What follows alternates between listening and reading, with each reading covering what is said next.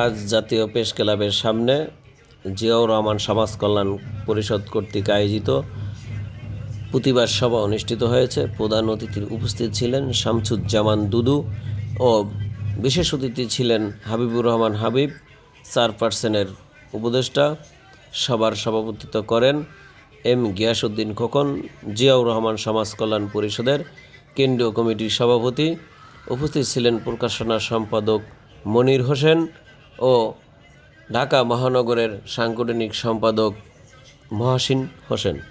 উপস্থিত ছিলেন ঢাকা জেলার সভাপতি এস এম হৃদয় ইসলাম চুন্নু ও সিরাজ হাওলাদার সাধারণ সম্পাদক, যুগ্ম সাধারণ সম্পাদক নীরব হোসেন মিলন, সহ সাংগঠনিক সম্পাদক সিরাজ হোসেন। বিভিন্ন থানার নেতাকর্মীরা উপস্থিত ছিলেন।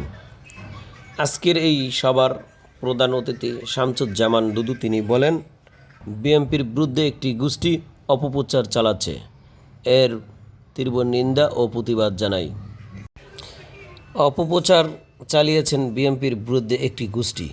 অপপ্রচার চালিয়ে বিএনপিকে দমন পীড়ন করা যাবে না।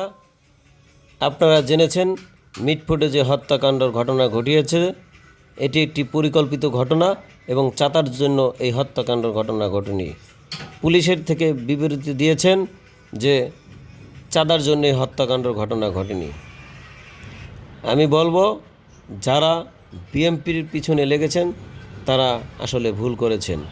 সামনে যে জাতীয় নির্বাচন, এই নির্বাচনকে তারা বন্ধ করার একটি পরিকল্পনা চালাচ্ছে। আমরা এর প্রতিবাদ ও নিন্দা জানাই। সকলেই ঐক্যবদ্ধভাবে কাজ করবেন। আপনারা জানেন সবসময় বিএনপি ন্যায়ের পক্ষে, অন্যায়ের বিপক্ষে কাজ করে যাচ্ছেন।